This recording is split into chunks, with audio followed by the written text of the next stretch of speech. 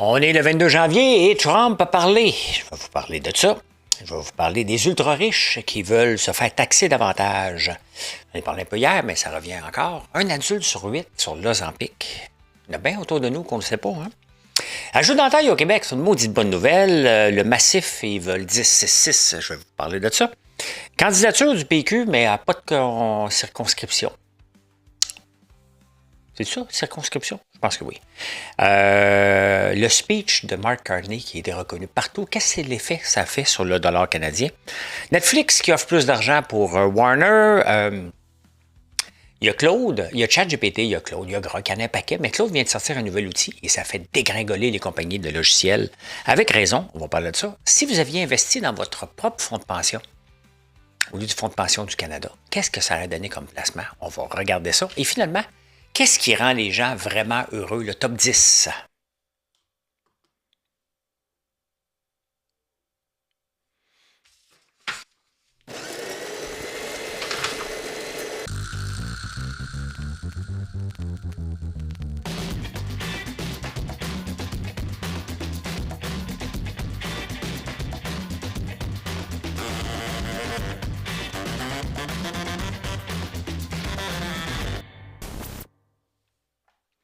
Est-ce que l'argent fait le bonheur? Hein? Les top 10 des vraiment choses qui rendent le plus heureux. Je peux déjà vous dire, moi, que oui, c'est sûr que ça aide, là. Mais je vais vous dire ce qui me rend le plus heureux, mais tantôt. Trump est à Davos hier, il a parlé. Ah, juste avant. Vous savez que j'enregistre ce show-là quelque temps dans la journée parce que je le mets à 4 heures du matin, 3 heures en podcast à 4 heures du matin sur YouTube. Et après ça, je le mets pour que vous puissiez le voir à partir de Facebook, LinkedIn, un peu partout. Au moment des fois que j'enregistre, les marchés peuvent se comporter d'une façon spéciale. Ou des fois, je peux manquer une nouvelle parce qu'il y a quelque chose, ou des fois, j'attends la nouvelle. Bien entendu qu'avant d'enregistrer le show que vous écoutez en ce moment, je voulais voir ce que Trump était pour dire. Donc, j'attends. Je vois, puis j'analyse après pour être le plus près possible de l'actualité. Les marchés boursiers, des fois, j'enregistre en pleine nuit. Ils sont pas ouverts. Et ils peuvent paniquer suite à ce que Trump a fait dans la nuit. Donc, au moment que j'enregistre des fois, moi, je regarde les marchés étrangers et ça dégringole. Un 3 dans une journée, c'est une dégringolade. Donc, il y a quelqu'un qui me dit « Tu parles de dégringolade? » Et c'est même pas ça. Ben oui, mais au moment que j'ai enregistré le show, c'était ça. Il faut bien comprendre. Là. Donc, ça se peut qu'à un moment donné, surtout avec les marchés boursiers, et surtout, c'est parce qu'on ne vivait pas ça avant. On ne vivait pas ça avant parce que Trump, il n'y avait pas de Trump qui arrivait avec l'incertitude à tous les jours. Les marchés boursiers ont horreur de l'incertitude. Et Trump envoie des balles tout le temps à gauche, à droite, à tous les jours. Fait que c'est bien évident qu'à un moment donné, tu dis quelque chose, le marché devrait continuer dans la direction. C'est normalement comme ça depuis toujours. À moins d'une petite affaire, là. À un moment donné, lui arrive, il dit, bon, ben, il prend une photo avec l'intelligence artificielle où on voit le Canada annexé. C'est sûr que ça fait paniquer tout le monde, ces affaires-là. Là. Fait que ça se peut des fois qu'il y ait un petit décalage. Faut le comprendre. C'est un show que je fais gratuitement pour le plaisir, parce que j'aime ça maintenir à jour dans l'actualité et la meilleure façon de le faire pour être capable de faire des débatteurs et être capable de faire des directs avec vous. Parce que souvent, lorsque je viens pour faire des directs, ben, vous me dites, hey, tu as vu telle nouvelle? Ben, il faut que je sois capable d'en parler. Donc, c'est pour ça que je le mets aussi sur YouTube. Mais soyez indulgents. Merci. Donc, justement, Trump a parlé. Et il a dit quoi, Trump? Il dit, c'est vrai que je veux mettre la main sur le Groenland. C'est vrai. Mais j'attaquerai pas. C'est parce qu'il a fait à croire qu'il était pour déplacer l'armée. Là, il voit bien que le monde panique. Il faut pas oublier, faut être honnête. Là, puis Mark Carney avait raison. Les États-Unis sont en train de s'enclaver. Tout le monde qui fait affaire avec les États-Unis sont en train de trouver des alternatives. C'est plus le fun. Il n'y a aucun marché qui aime l'incertitude non plus. Là. Donc, c'est plus le fun de faire affaire avec les États-Unis. Là. Il n'y a rien de fun là-dedans. Là. Pour n'importe quelle entreprise, pour n'importe quel pays, fait qu'à un moment donné, ils ont besoin. Les entreprises peuvent pouvoir dépendre de ce que Donald Trump va dire demain ou après-demain. Ils vont l'endurer tant qu'ils n'auront pas de nouveaux débouchés. C'est comme ça. Fait que là, il se rend bien compte qu'à un moment donné, que wow, OK, je commence à être enclavé, il n'y a plus vraiment personne. T'as beau de penser bien big, mais il n'est pas.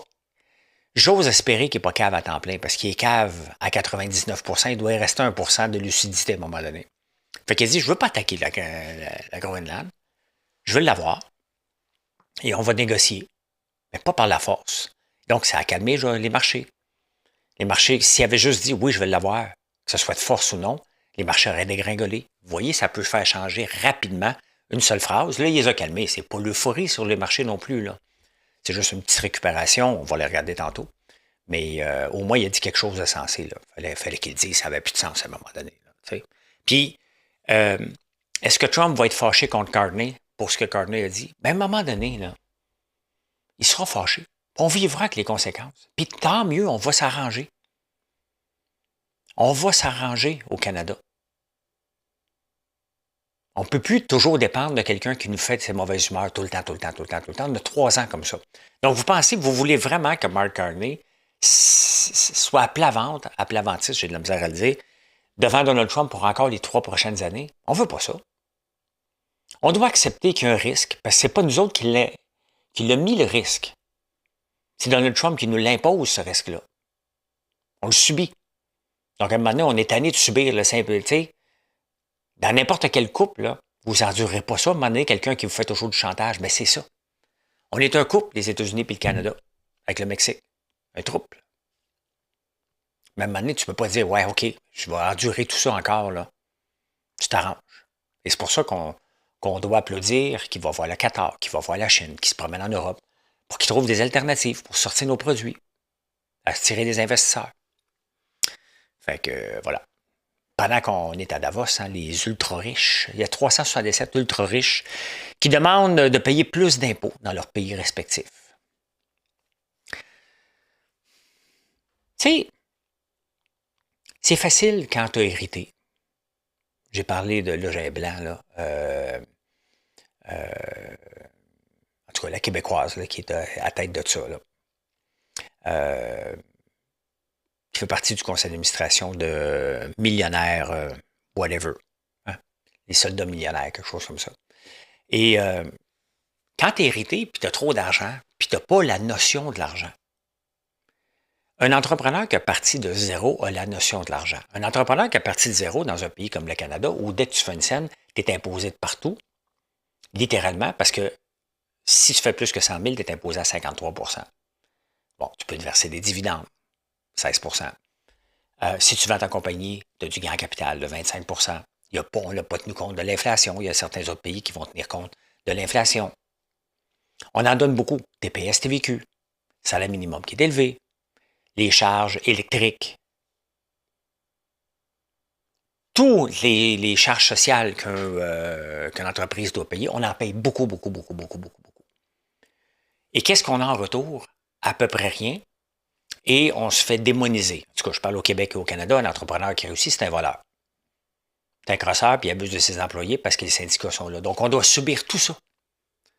Puis après ça, quand on leur donne de l'argent, bien, ça s'en va dans des Nordvolt, ça s'en va dans SAQ Click, ça s'en va dans les Lions électriques, ça s'en va dans la mine Stornoway, ça s'en va dans le projet Gaspésia. On ne crée pas de richesse. Je veux bien donner plus d'impôts, là. Mais pour la faire gaspiller, elle est mal gérée. On envoie des milliards à l'Ukraine. Pas de problème.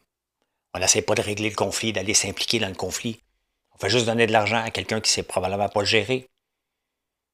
Elle a été tuée avec Poutine. Fait que, tu sais, à un moment donné, là, moi, je trouve que j'en paye déjà beaucoup, beaucoup trop pour les services que j'ai. Je n'utilise pas le système de santé, ou très peu. Très, très peu. J'ai pas utilisé le système d'éducation parce que je le trouvais mauvais. J'ai payé. Pas chialé, payé. Fait que vous voulez que j'en donne encore plus, alors qu'il n'y a aucune amélioration depuis que je paye des taxes, depuis que je travaille. J'ai jamais vu une amélioration du système du système qu'on nous offre. Je ne veux pas en payer. Quand même, j'en aurais plein de l'argent, là. J'en ai. M'intéresse pas d'en payer plus. Laissez-moi créer de l'emploi. Laissez-moi créer des produits. Laissez-moi essayer de créer un peu de richesse au Québec. Ça ne m'intéresse pas. Je n'ai pas hérité. Peut-être que mes enfants, quand ils vont hériter, ils vont se dire, My God, j'en ai ben trop. Faut que je partage ça. Peut-être. Moi, je le travaille. Je commence à 4 heures du matin, je finis souvent à minuit, et je travaille pour chaque scène.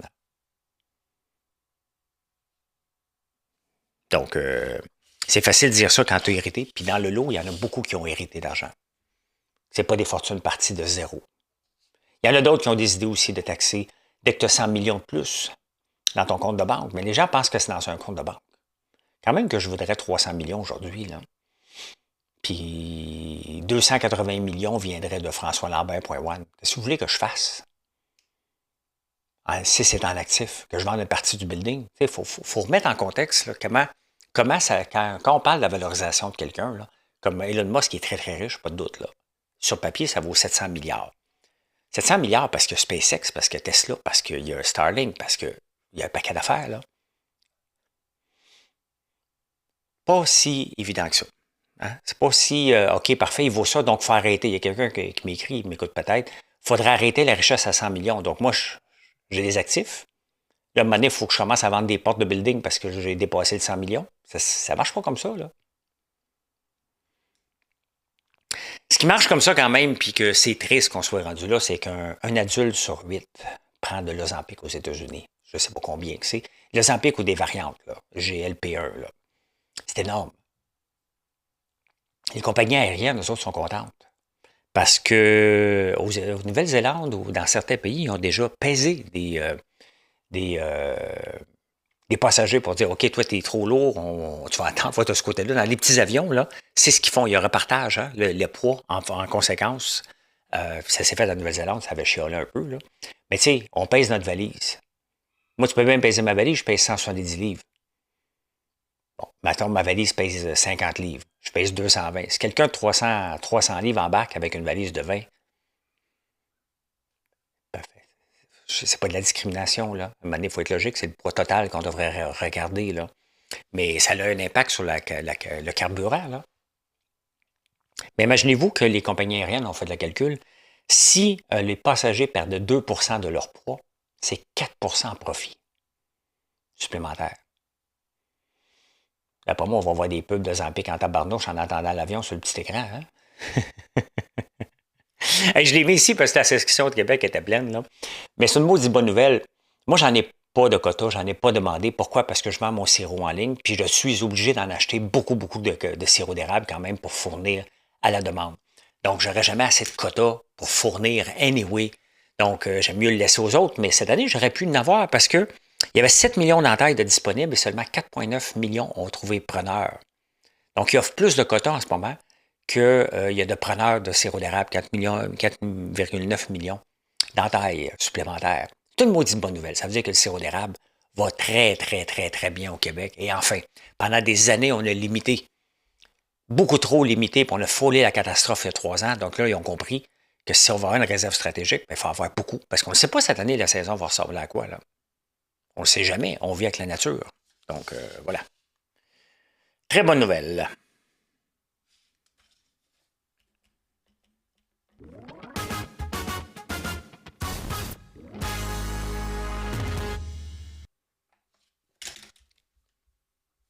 Très, très bonne nouvelle.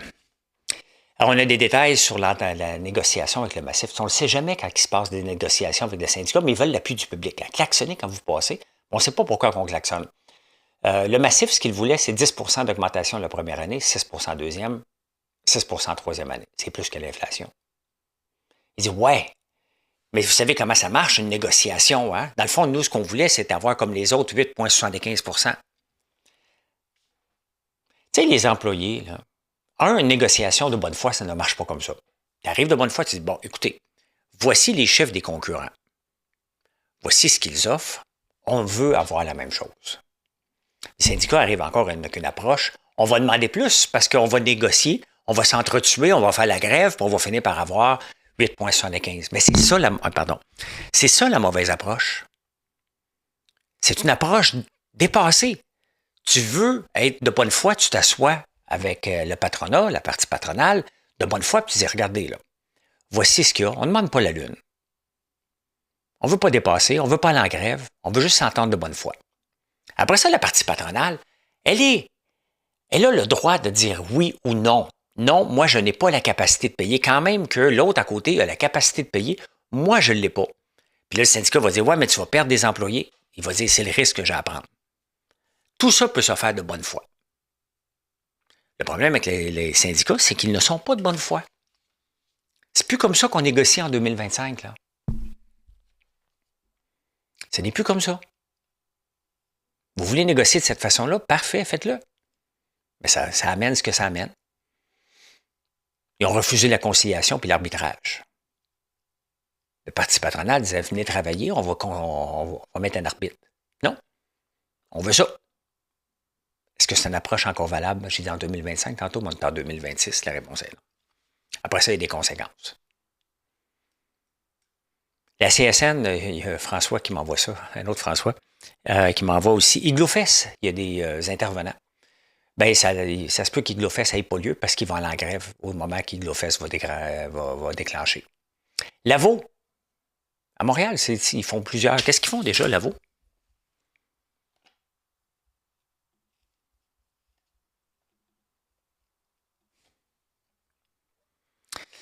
Ils font la Parisienne, RTL, Arctic Power, Springtime, Comet, Old Dutch. Bien, ils sont en grève. Pas en grève permanente, là. Mais c'est une entreprise de 150 ans. Ils vont réussir à la faire fermer. Pour avoir raison. Les syndicats veulent avoir raison. Ce qu'ils demandent, le syndicat de Lavaux, c'est grâce aux employés. Si vous faites des profits, donc on veut un partage des profits. Là, on va régler quelque chose. Pour qu'une entreprise fonctionne, ça prend des bons employés. Ça prend des bons dirigeants et ça prend des clients. Si les employés ne font pas des bons produits, mais ce n'est pas eux autres qui font, il y a des règles à les faire. Ils doivent les faire selon les règles, les standards. S'ils font les standards, ils gardent leur job. C'est ça le deal. Si tu botches, tu perds ta job. Pas direct comme ça, mais c'est comme ça que ça marche. Si tu veux un partage des profits, il y a un partage de la perte aussi. Ça veut dire que tu mets ton argent. Si les employés veulent être actionnaires de l'entreprise puis que la partie patronale veut, là, on va partager les profits. Sinon, ça ne regarde pas les employés. Moi, je suis tout seul investisseur dans françoislambert.one. Pensez-vous que mes sœurs, mon frère et Marilyn, ça leur tente de pomper de l'argent quand il y a de l'argent à pomper? La réponse est non. Si un jour j'ai des profits, bien, ils vont avoir des meilleurs salaires, là. Mais ils ont déjà des bons salaires. Mais si je décide d'en partager une partie des profits, je ne suis pas là, j'ai réinvesti tout.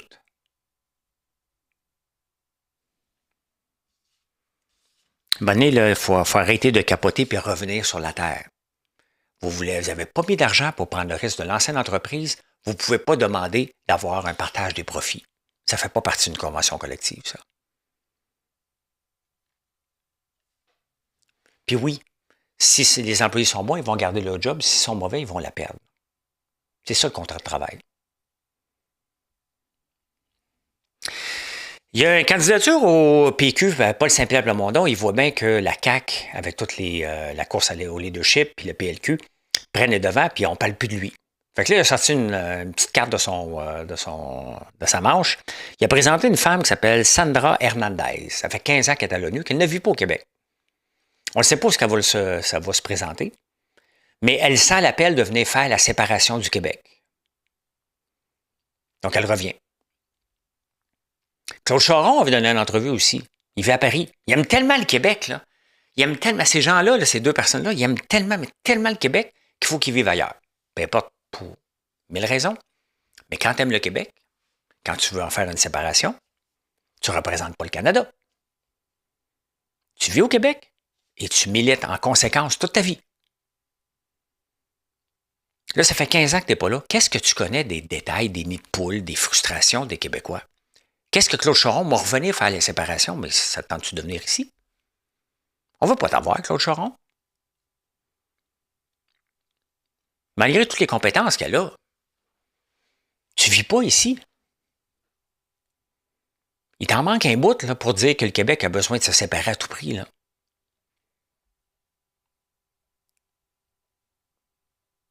Ben de la misère avec ça. Ben de la misère avec ça. Et ça, là, c'est fantastique.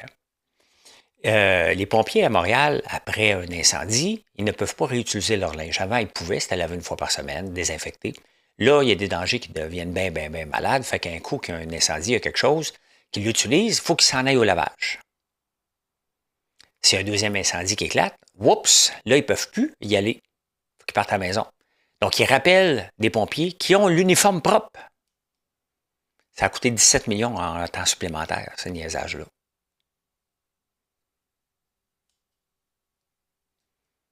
Tu sais, on regarde comment une ville peut être gérée, là. Ça tente-tu de planifier des habits supplémentaires de backup par caserne? Est-ce que c'est nécessaire vraiment systématique de le faire après chaque fois? Tu vas enlever un chat d'un arbre, est-ce que ça vaut un nettoyage? Ou tu passes 15 heures en temps supplémentaire à arroser un feu dans la boucane? Tu sais, ça coûte 17 millions. Ça doit être la CNSST qui est arrivée avec cette affaire-là, Tribunal administratif du travail, toutes sortes d'organismes qui n'ont pas, pas de connaissance de l'impact, pas de jugement, qu'est-ce qui est A, B, C ou D, mais ça a coûté 17 millions en temps supplémentaire. Vous voulez vraiment augmenter mes impôts maintenant? Pour envoyer dans toutes ces niaiseries-là, vous voyez toutes sortes de niaiseries comme ça qu'à un moment donné, le contribuable paye. C'est ça.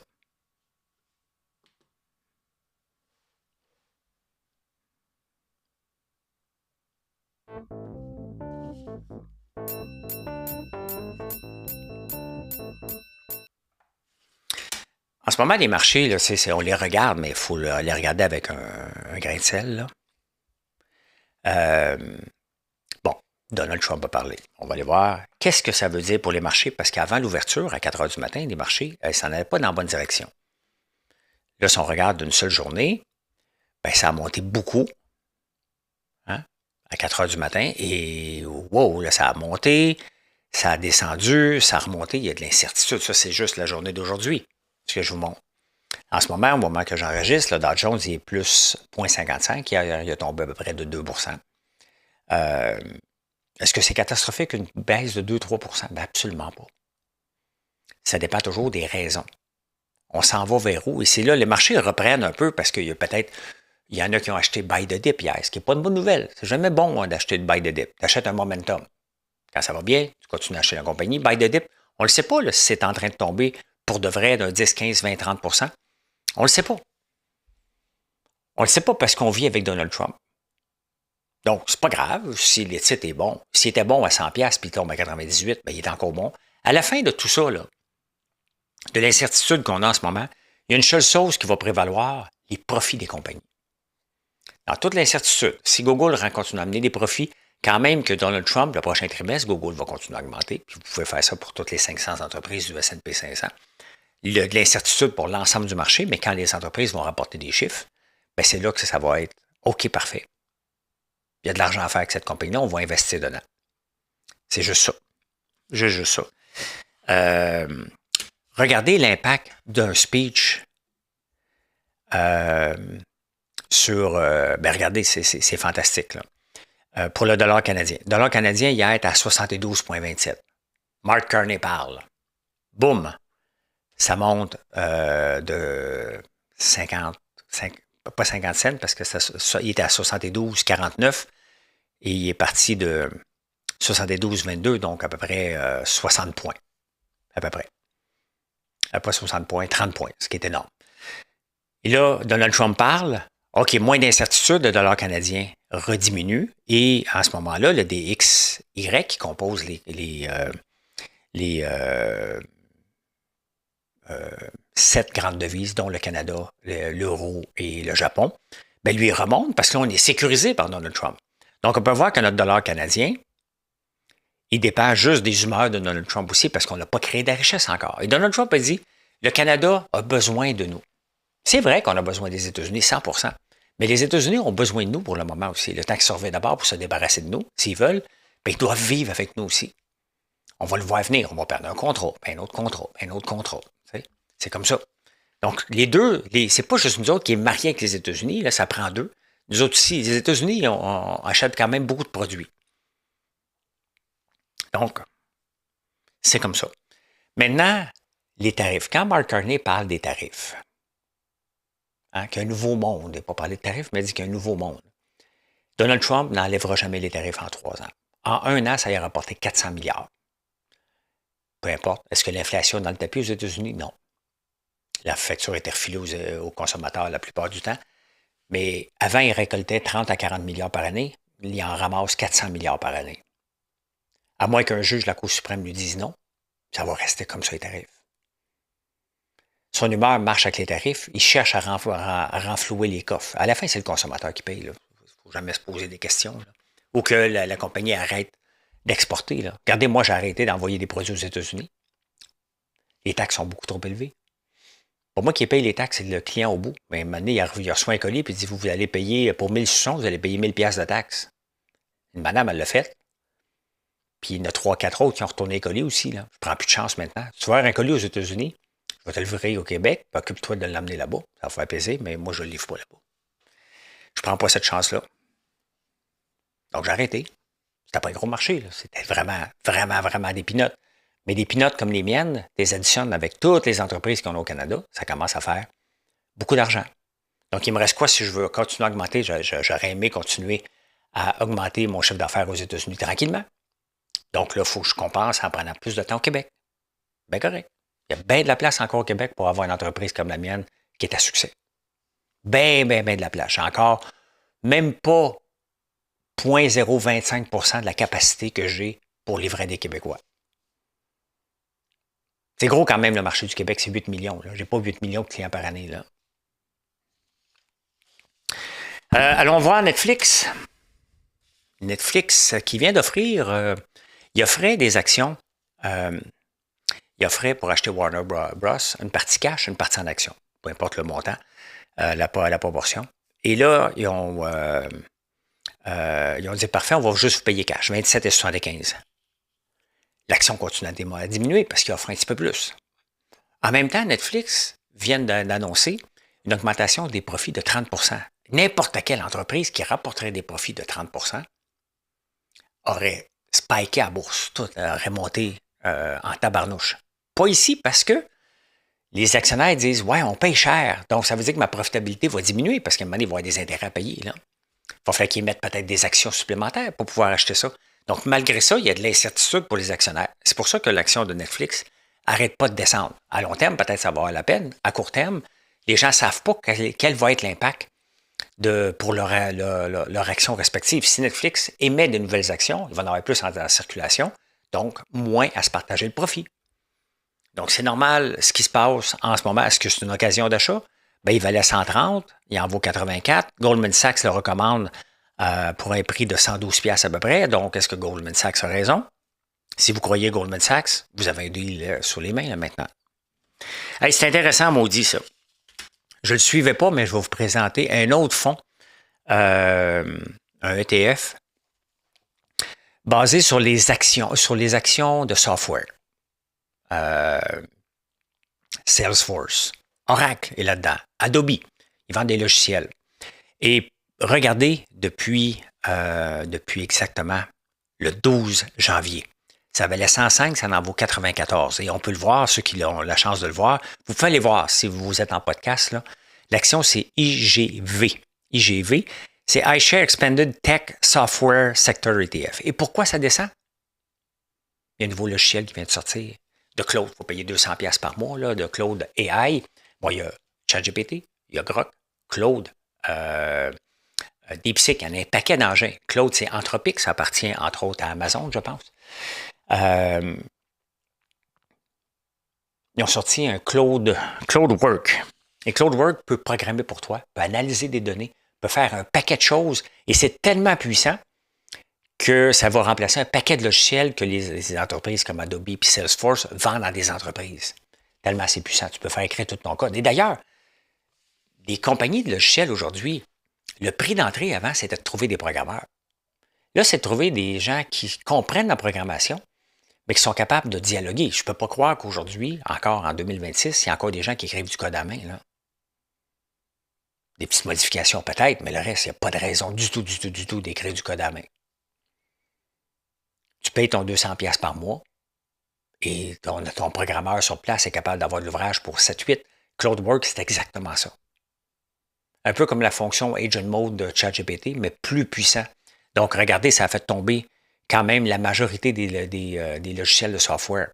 C'est arrivé là. Fait que l'intelligence artificielle va avoir des impacts non négligeables. Il y a des gens, il y a des secteurs qui vont perdre.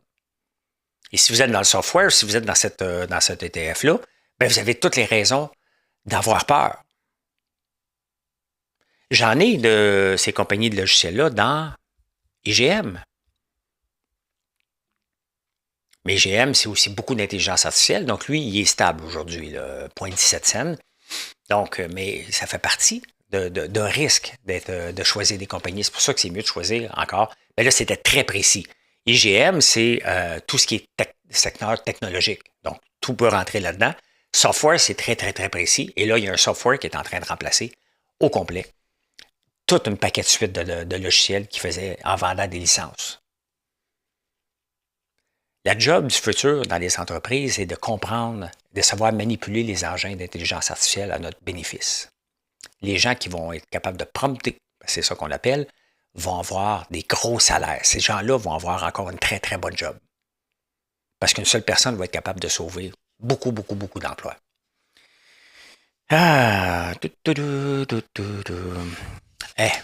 J'en parle souvent de moi-même gérer mon propre RRQ et le prendre plus tôt. Pourquoi? Parce que je pense que le gouvernement, la même raison pourquoi je ne tente pas de payer plus de taxes, je pense que le gouvernement gère très mal. Regardez la preuve. On a le RRQ qui est géré par la Caisse, puis on a le Fonds de pension du Canada qui est géré par le Fonds de pension du Canada. Ça fait 60 ans que le Fonds de pension existe. De 1966 à 1996, le Fonds de pension ramenait des rendements intéressants. Si tu avais contribué de 1966 à 1996 pendant 30 ans, tu aurais eu un rendement de 27 %, ce qui n'est pas beaucoup. Si tu l'avais fait toi-même, tu aurais eu un rendement de 11 %. Depuis 1996, depuis les 30 dernières années, si vous aviez mis dans des fonds indiciels versus ce que le fonds de pension nous donne comme rendement, vous aurez rapporté du 45 % et la contribution, vous aurez rapporté du 27 %. Elle augmente un peu, mais vous auriez doublé. Nos gestionnaires, ça veut dire quoi? Ça veut dire que nos gestionnaires sont de très mauvais gestionnaires. Ils prennent des décisions qui n'ont pas en lien avec le but premier d'un fonds de pension, de faire multiplier l'argent pour les retraités. C'est ça leur mission principale. Peu importe ce que vous allez me dire pour la caisse ou whatever, leur mission principale, c'est de donner des rendements à des retraités. Ils ne font pas tout en œuvre pour maximiser l'argent. Ils embarquent dans toutes sortes de projets. Autre que dire, OK, j'ai $1, comment je peux être meilleur que le marché? Quand on donne notre argent à des conseillers financiers pour les placer, on va leur demander, voici mon profil d'investisseur et qu'est-ce que je m'attends? Et je m'attends à ce qu'ils battent le marché. Pourquoi je vais donner mon argent à une firme, à part la sécurité? Mais pourquoi je vais donner mon argent à une firme qui ne battra pas l'indice de S&P 500 sur 20 ans? Pourquoi? Quel est votre avantage de le faire, sachant qu'ils vont prendre des frais?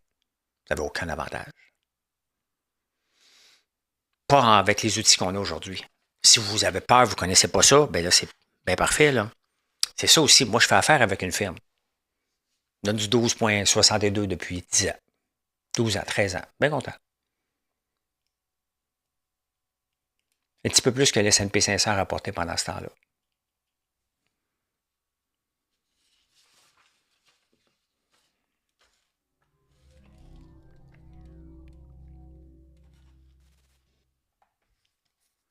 Quand même. Quand même. On termine avec quelque chose d'intéressant. Qu'est-ce qui fait le vrai bonheur? Le real luxury of adult life. Le vrai luxe de la vie d'adulte. Numéro 1, pour la plupart des gens, vivre à 10 minutes de son travail. Numéro 2, vivre à 5 minutes d'un gym. Numéro 3, avoir des voisins tranquilles. Numéro 4, pas être multimillionnaire. Juste avoir plus d'argent pour être capable d'en investir un peu à la fin du mois. La paix à la maison. 6, boire du café sans être dans le rush. Moi, c'est presque le premier, ça. Faire un voyage à chaque année. Waking up without an alarm clock. Moi, ça ne me dérange pas du tout. Mais quand même, hein, apprendre à dire non sans sentir de culpabilité. Ne pas vérifier notre compte de banque avant de faire des petits achats, quand même. C'est ça le vrai luxe. Bien entendu, il y a l'argent un peu là-dedans. Là. Mais c'est ça le vrai luxe.